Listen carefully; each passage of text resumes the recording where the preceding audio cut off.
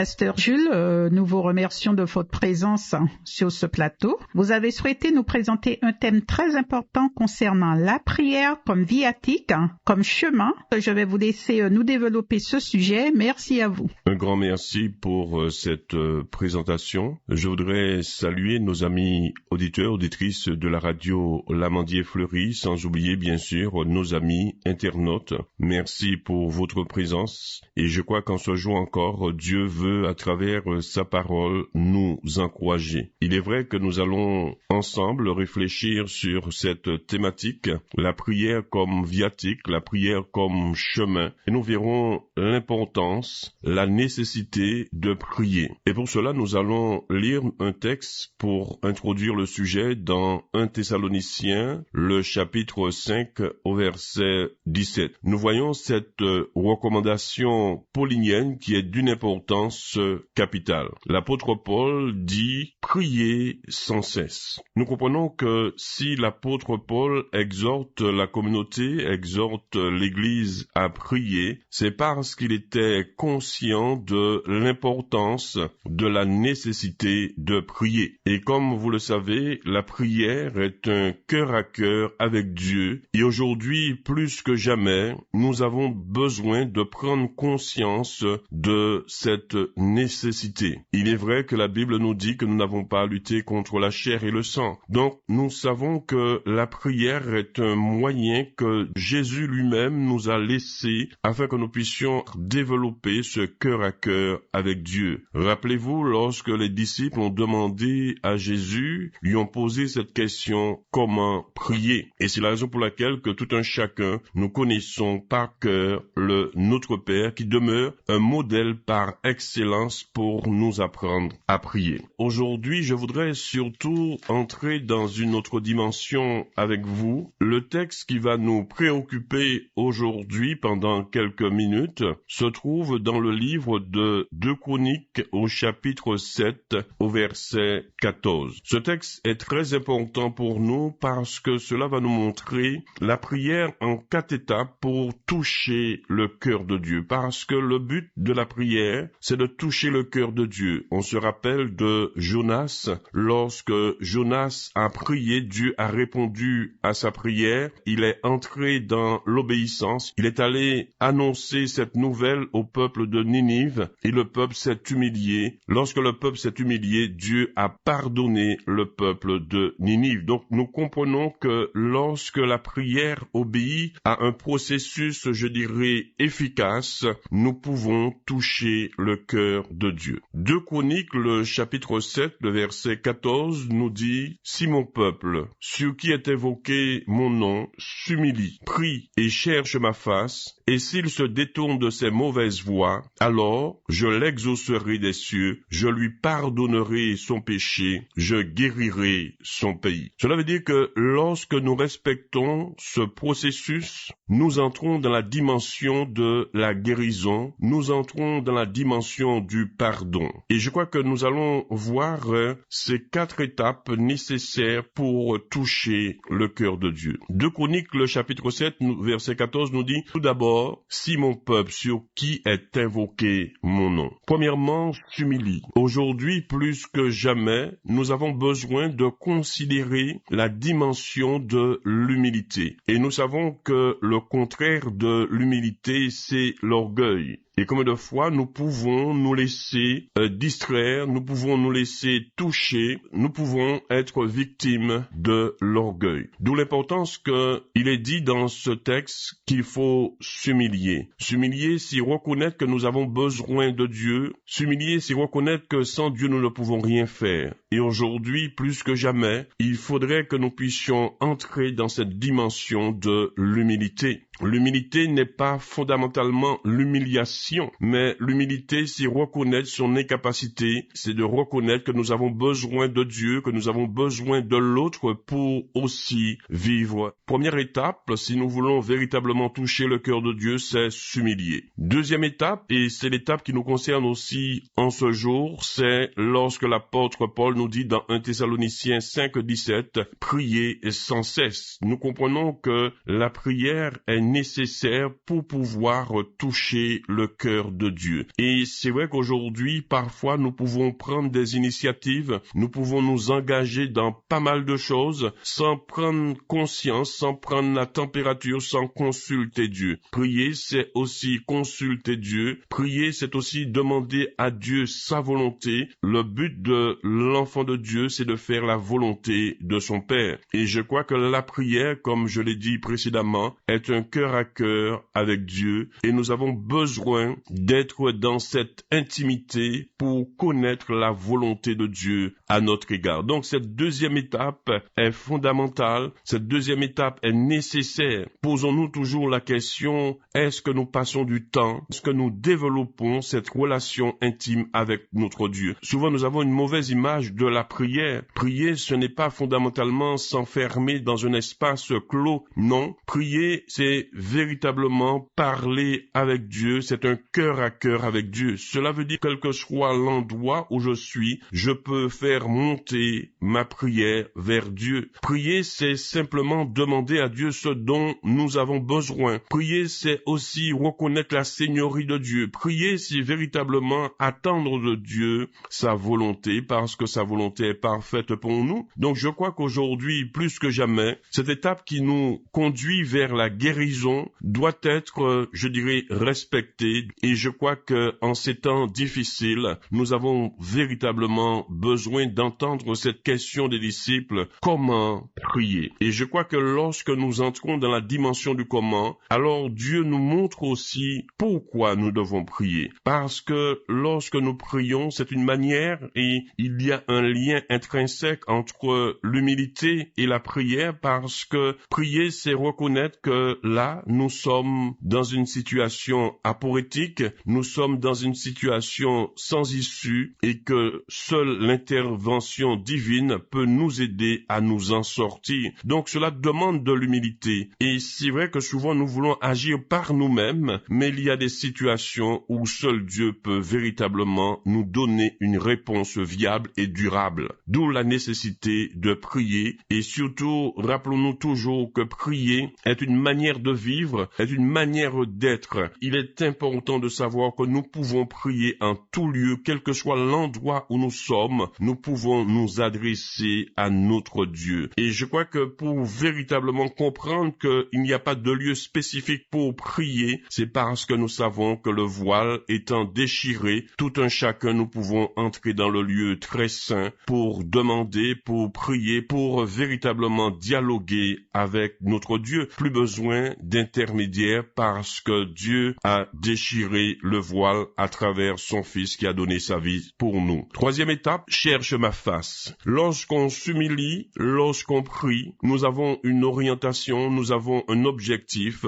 c'est toucher le cœur de Dieu, c'est chercher la face de Dieu, parce que nous savons qu'il y a des éléments parfois qui nous empêchent d'accéder à Dieu, parce que nous savons que la Bible nous dit que lorsque nous sommes dans des situations particulières, nous ne pouvons pas être entendus, nous ne pouvons pas être écoutés, nous ne pouvons pas nous adresser de manière fiable à notre Dieu, parce que parfois il y a des murs de séparation, et pour véritablement entrer et briser ces murs de séparation, nous avons besoin de chercher la face de Dieu, et pour trouver la face de Dieu, nous entrons dans cette quatrième étape qui est très importante, et s'il se détourne de ses mauvaises voies. Cela veut dire qu'à un moment donné, nous devons prendre conscience que nous pouvons être sur des chemins d'égarement. Cela peut arriver que nous nous sommes fourvoyés parce que voulant trop être religieux, nous avons oublié l'essentiel. Donc comprenons que si véritablement nous respectons ce premier palier, c'est-à-dire s'humilier, si nous entrons dans cette deuxième dimension qui est la prière, et si nous entrons dans cette troisième étape qui est chercher la face de Dieu, et si nous nous détournons de nos mauvaises voies, et c'est là la quatrième étape importante, se détourner de ces mauvaises voies. Il y a une voie, parce parce que Jésus dit qu'il est le chemin, la vérité et la vie. Donc je crois qu'aujourd'hui, si nous voulons véritablement être sur la bonne voie, nous devons reconnaître que souvent, nous nous sommes détournés. Et si nous nous humilions, si nous prions, si nous cherchons la face de Dieu, si nous nous détournons de nos mauvaises voies, la Bible nous dit, dans un deuxième temps, alors je l'exaucerai des cieux. Et nous comprenons, lorsque nous avons franchi ces 4 étapes,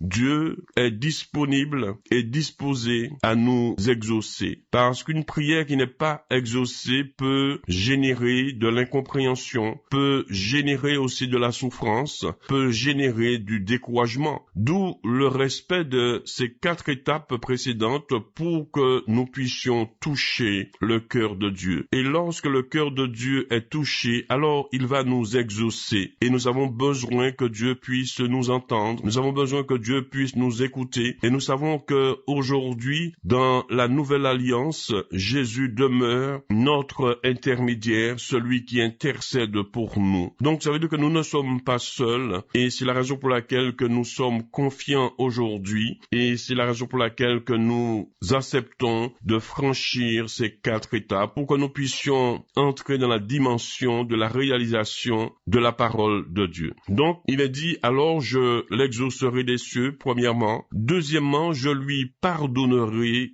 son péché. Donc, cela veut dire que lorsque nous brisons l'obstacle qui nous empêche véritablement de toucher le cœur de Dieu, alors Dieu nous pardonne. Et c'est la raison pour laquelle que Jésus a dit à la croix, Père, pardonne-leur, car ils ne savent pas ce qu'ils font. Nous avons véritablement besoin du pardon de Dieu pour être dans la joie. Nous avons besoin du pardon de Dieu pour être justifiés. Nous avons besoin du pardon de Dieu pour être enfants de Dieu. Donc comprenons que si nous ne respectons pas ces 4 étapes, c'est-à-dire s'humilier, prier, chercher la face de Dieu, se détourner de ses mauvaises voies, nous ne pouvons pas être exaucés, nous ne pouvons pas être pardonnés. Et je crois que nous avons besoin plus que jamais du pardon de Dieu. Et Dieu veut pardonner son peuple, Dieu veut pardonner ses enfants. Combien de fois nous n'avons pas été à la hauteur, et Dieu voudrait véritablement que nous puissions l'invoquer, que nous puissions véritablement entrer dans cette dimension de la prière, prendre conscience, comme l'apôtre Paul nous a exaucé dans 1 Thessaloniciens 5, 17, prier sans cesse. Et je crois que aujourd'hui notre nation a besoin d'hommes et de femmes qui puissent véritablement prier pour la nation,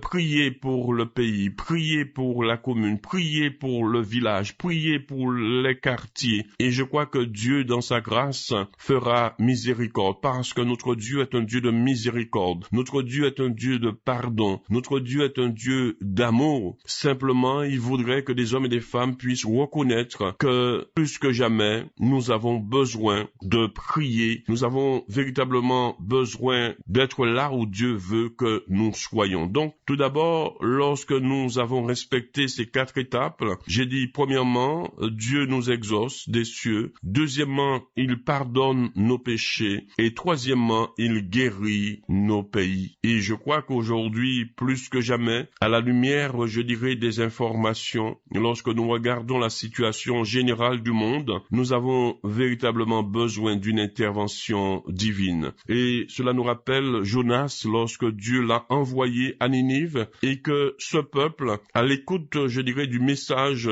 de Jonas, ce peuple s'est repenti, ce peuple s'est converti, ce peuple s'est détourné de ses mauvaises voies. D'où l'importance aujourd'hui qu'il y ait des hommes et des femmes qui puissent annoncer cette bonne nouvelle, que nous puissions pas être pessimistes, mais notre Dieu est encore capable d'agir aujourd'hui, ici et maintenant, si véritablement nous nous mettons à son service. Donc, Dieu est un Dieu de guérison, il veut guérir nos nations, il veut guérir nos pays, et c'est la raison pour laquelle que nous devons nous tenir à la brèche. Donc, que chacun de nous puisse considérer l'importance de la prière, la nécessité de prier, qui que tu sois là où tu es, invoque le Seigneur pour ton pays, invoque le Seigneur pour ta nation. Devenons des hommes et des femmes de prière, parce qu'aujourd'hui, nous nous trouvons parfois dans des situations où nous ne pouvons rien faire. Nous avons l'impression que rien ne va. Nous avons l'impression que nous ne pouvons pas agir de nous-mêmes et que nous avons véritablement besoin d'une intervention divine. Mais si nous voulons véritablement que notre Dieu puisse nous entendre, entendre, nous écouter, être attentifs à ce que nous disons. Si nous voulons véritablement toucher le cœur de Dieu, nous devons respecter les étapes précédentes, c'est-à-dire accepter de s'humilier, sortir de l'orgueil, reconnaître que sans Dieu nous ne pouvons rien faire. Nous avons besoin de lui parce que souvent nos initiatives peuvent aller à l'encontre de l'intérêt général. Donc que le peuple de Dieu puisse entrer dans cette dimension d'humilité, que nous puissions entrer dans la dimension de la prière, quel que soit le lieu où nous sommes, là où nous sommes, nous pouvons nous adresser à Dieu, nous pouvons avoir un cœur à cœur avec Dieu, parce que le seul intermédiaire qui existe, c'est notre Seigneur Jésus-Christ. Donc là où nous sommes, nous pouvons nous adresser à notre Dieu. Nous devons, à travers cette humilité, prier et chercher la face de Dieu. Et c'est vrai que souvent, nos prières peuvent être égocentriques, mais nous devons prier de manière générale pour la situation du monde. Et lorsque nous prions, nous pouvons toucher le cœur de Dieu. Lorsque Jonas a annoncé cette bonne nouvelle au peuple de Ninive, le cœur de Dieu a été touché. Et ce peuple aussi a été touché. Ce peuple s'est repenti. Et Dieu a changé d'avis. Ça veut dire que la prière que nous faisons, nous pouvons toucher le cœur de Dieu. Donc, soyons optimistes. Croyons que notre Dieu est encore capable d'agir pour nos pays, pour nos nations, parce que Dieu est le même hier, aujourd'hui et éternellement. Acceptons de chercher sa face, acceptons de nous détourner de nos mauvaises voies, afin que nous puissions retrouver cette véritable voie, parce que Jésus est le chemin, la vérité et la vie. Et lorsque nous sommes dans ces 4 dimensions, alors Dieu va nous exaucer, il va nous pardonner et il va guérir nos nations, nos pays. Que le Seigneur puisse nous donner à considérer ces choses et que nous puissions véritablement prendre conscience que lorsque nous ne pouvons pas agir, Dieu est capable d'agir. Et la méthode que Jésus nous a laissée, c'est-à-dire le Notre Père, la solution que Jésus a donnée à ses disciples, lorsque les disciples ont posé la question comment prier, nous croyons aujourd'hui plus que jamais que la prière du Notre Père est d'une actualité brûlante. Que le peuple de Dieu puisse véritablement considérer, je dirais, ce principe que Jésus nous a laissé, c'est-à-dire la prière. Que Dieu nous fortifie, que Dieu nous encourage et que nous puissions véritablement ensemble entrer dans la dimension de la prière. Et nous retrouvons l'apôtre Paul qui nous exhorte encore dans 1 Thessaloniciens 5, 17, qui nous dit « Priez sans cesse ». Que Dieu nous fortifie, que Dieu nous encourage et que sa paix demeure dans nos cœurs et que chacun puisse véritablement entrer dans la mission à laquelle Dieu l'appelle. Dieu est capable encore d'agir ici et maintenant pour nos pays, pour nos nations, et je crois que nous devons l'accepter et nous devons accepter l'idée que Dieu est capable de changer le statu quo. Que Dieu nous bénisse, que Dieu nous fortifie, qu'il nous encourage et je vous dis à très bientôt.